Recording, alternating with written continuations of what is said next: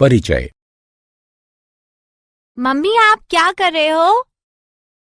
रंजना, मैं शनिवार को तुम्हारी जन्मदिन की पार्टी के लिए नाश्ते की योजना बना रही हूँ। क्या तुम इस विशेष दिन के लिए मेन्यू तैयार करने में मेरी सहायता कर सकती हो? निश्चित रूप से मम्मी। मेरे अधिकतर दोस्त चाउमीन, पाव भाजी और छोले भटूरे पसंद करते हैं। कृपया इन चीजों को मेन्यू में जरूर जोड़िएगा। धन्यवाद रंजना, किंतु ये जानकारी पर्याप्त नहीं है। आपको और किन अन्य जानकारियों की आवश्यकता है मम्मी? रंजना, मुझे ऐसे बच्चों की सही संख्या की जानकारी चाहिए जिन्हें चाउमीन, पाव भाजी और छोले भटूरे पसंद हैं। उसके बाद ही मैं इन चीजों की मात्रा तय कर सकती हूँ। अच्छा मम्मी, मैं अभी आधे घंटे में जन्मदिन की पार्टी में सम्मिलित होने वाले अपने दोस्तों और उनके पसंदीदा भोजन की एक विस्तृत सूची आपको देती हूँ। हाँ, ये बहुत अच्छा रहेगा रंजना। वादे अनुसार रंजना ने अपनी मम्मी को आवश्यक आंकड़े उपलब्ध कराए। बच्चों, इस पाठ में हम आंकड़ों के प्रबंधन के बारे में विस्तार से सीखेंगे। उद्देश्य। इस पाठ के अंत में आप निम्न करने में सक्षम हो जाएंगे: आंकड़ों को परिभाषित करना, आंकड़ों को संगठित करना, चित्रालेख की व्याख्या करना, आंकड़ों को प्रस्तुत करने के लिए चित्रालेख खींचना, दंड आलेख की व्याख्या करना और आंकड़ों को प्रस्तुत करने के लिए दंड आलेख खींचना। आंकड़े। एक खास इलाके के रेजिडेंट वेलफेयर एसोसिएशन यानी RWA ने आवासीय परिसर के अंदर वाहनों की तुलना में अधिक वाहनों की पार्किंग के लिए निवासों पर शुल्क लेने का निर्णय लिया है। इस प्रयोजन हेतु निवासियों से प्रवेश द्वार पर सुरक्षा गार्ड को अपने वाहनों की जानकारी देने के लिए कहा गया है। एक सप्ताह पश्चात अध्यक्ष रजिस्टर को देखते हैं। आइए हम इलाके के निवासियों द्वारा उपलब्ध कराई गई जानकारी को देखते हैं। तथ्यों और संख्याओं के इस तरह के अव्यवस्थित संग्रह को आंकड़ों के रूप में जाना जाता है। आंकड़ों का अभिलेखन। श्रीमती संदीप शैक्षणिक प्रभारी हैं। उन्होंने शीतल को 10वीं कक्षा के सभी विद्यार्थियों के पसंदीदा विषयों के लेखन का कार्य सौंपा है। शीतल सभी आवश्यक विवरण एकत्रित करती है, एक पत्र पर उसका सार करती है, एक फाइल में लगाती है एवं फाइल शैक्षणिक प्रभारी को सौंप देती है। चलिए आइए शीतल द्वारा एकत्रित विवरण पर एक नजर डालें। विभिन्न स्रोतों से एकत्रित की गई प्रविष्टि की जानकारी की प्रक्रिया आंकड़ों का अभिलेखन कहलाती है। आंकड़ों का संगठन। आइए अब हम RWA के आंकड़ों को संगठित करते हैं, जिसकी चर्चा हमने शुरुआत में की थी। 3 कॉलम वाहन, मिलान चिन्ह एवं परिवारों की संख्या के नाम से बनाइए। एक एक करके वाहनों के नीचे 1, 2 और 3 निर्दिष्ट कीजिए। मिलान चिन्ह के नीचे वाहनों के उपयुक्त विकल्पों के सामने मिलान चिन्हों से वाहनों की विशिष्ट संख्या वाले परिवार को निरूपित कीजिए। अब वाहनों के प्रत्येक विकल्पों के सामने मिलान चिन्हों की गिनती कीजिए एवं परिवारों की संख्या के नीचे इसे अभिलेखन कीजिए। आत्म मूल्यांकन। नीचे दी गई तालिका एक विद्यालय में विभिन्न आयु वर्ग के विवरण को दर्शाती है। विद्यार्थियों की संख्या वाले कॉलम में सही विकल्पों को उठाकर रखिए। आंकड़ों का चित्रीय निरूपण। एक तस्वीर 1000 शब्दों के बराबर होती है।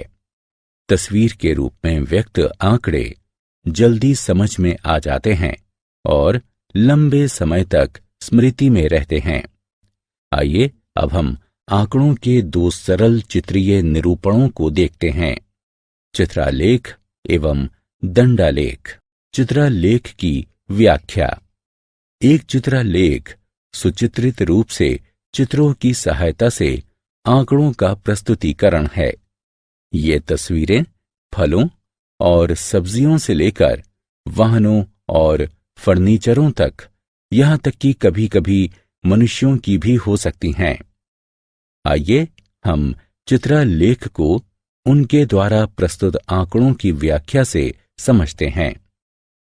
इस चित्रालेख को देखो। ये एक गांव में 5 विभिन्न अस्तबलों में घोड़ों के विवरण को दर्शाता है। घोड़ों की प्रत्येक तस्वीर एक घोड़े को दिखलाती है। चित्रालेख से ये स्पष्ट है कि अस्तबल 1 और अस्तबल 3 में 4-4 घोड़े हैं। अस्तबल 4 में घोड़ों की संख्या सर्वाधिक है। अस्तबल 2 में घोड़ों की संख्या न्यूनतम है। आइए हम एक और चित्रालेख की व्याख्या करते हैं।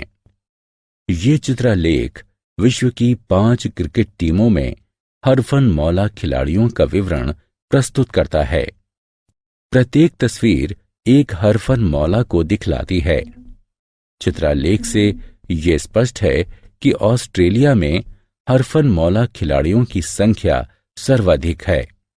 वेस्टइंडीज में पाकिस्तान से अधिक हरफनमौला हैं। पाकिस्तान में हरफनमौला खिलाड़ियों की संख्या न्यूनतम है। भारत में हरफनमौला खिलाड़ियों की दूसरी सबसे बड़ी संख्या है। चित्रालेख खींचना। आइए अब हम दिए हुए आंकड़ों की सहायता से एक चित्रालेख खींचते हैं। आइए हम बस यात्रियों को दर्शाने के लिए यात्रा करते एक आदमी की तस्वीर का प्रयोग करते हैं। चूंकि संख्या अधिक है, इसलिए हम 20 यात्रियों को दर्शाने के लिए एक तस्वीर का प्रयोग करते हैं।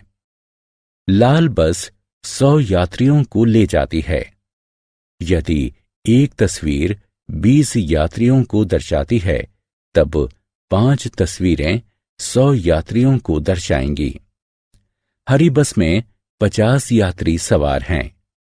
2 तस्वीरों के साथ 40 यात्रियों को दर्शाते हैं। शेष 10 यात्रियों को एक आधी तस्वीर से दर्शाते हैं। नारंगी बस 70 यात्रियों को ले जाती है।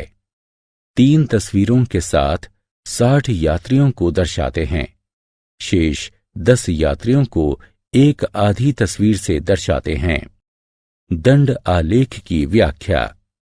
एक दंड आलेख सुचित्रित रूप से क्षैतिज अथवा ऊर्ध्वाधर दंडों वाला आंकड़ों का एक प्रस्तुतिकरण है।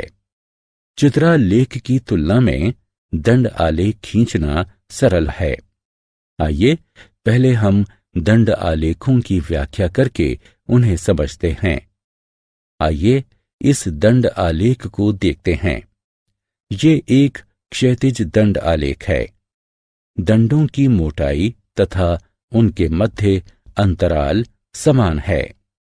ये 1 वर्ष के दौरान खन्ना परिवार के सदस्यों के द्वारा खरीदे गए कपड़ों के विवरण को दर्शाता है। 1 इकाई लंबाई खरीदे गए 10 कपड़ों को दर्शाती है। दंड आलेख से ये स्पष्ट है कि कुमारी खन्ना ने वर्ष के दौरान अधिकतम संख्या में कपड़ों को खरीदा है। वर्ष के दौरान मास्टर खन्ना की कपड़े की खरीदारी सबसे कम है। श्रीमती खन्ना की खरीदारी श्री खन्ना से 5 कपड़े अधिक है। आइए एक और दंड आलेख की व्याख्या करते हैं। ये एक ऊर्ध्वाधर दंड आलेख है। ये एक कारखाने में महिला कर्मचारियों का विवरण प्रस्तुत करता है। दंड आलेख से ये स्पष्ट है कि प्रयुक्त पैमाने में 1 इकाई लंबाई बराबर 50 महिला कर्मचारी। जीएच कारखाना अधिकतम संख्या में कर्मचारियों को रोजगार उपलब्ध कराता है। महिलाओं की अधिकतम और न्यूनतम संख्या के मध्य अंतर 250 है। यदि सीडी कारखाने में 50 और महिला कर्मचारियों को रोजगार दिया जाए, तो ये जीएच कारखाने की महिला कर्मचारियों की संख्या के बराबर हो जाएगी। दंड आलेखों को खींचना। आइए अब हम दिए गए आंकड़ों की सहायता से एक दंड आलेख खींचते हैं। चूंकि ऊंचाई 60 के आसपास केंद्रित है, अतः हम 10 इंच प्रति इकाई लंबाई मापते हैं। अब आइए हम ऊर्ध्वाधर दंडों को खींचते हैं। दंडों की ऊंचाई इंच में लड़कों की ऊंचाई के अनुसार तय की गई है। आत्म मूल्यांकन। कॉलम ब की वस्तुओं को उठाकर कॉलम अ की संबंधित वस्तुओं पर रखें। सारांश। आइए हमने जो कुछ सीखा है उसे संक्षेप में दोहराएं। तथ्यों और संख्याओं के इस तरह के अव्यवस्थित संग्रह को आंकड़ों के रूप में जाना जाता है। आंकड़ों का संगठन आंकड़ों की एक सार्थक व्यवस्था को संदर्भित करता है जो एक नज़र में वांछित जानकारी प्रदान करता है। एक चित्र आलेख चित्रों की सहायता से सुचित्रित रूप से आंकड़ों का प्रस्तुतिकरण है। एक दंड आलेख सुचित्रित रूप से क्षैतिज अथवा ऊर्ध्वाधर दंडों वाले आंकड़ों का एक प्रस्तुतिकरण है।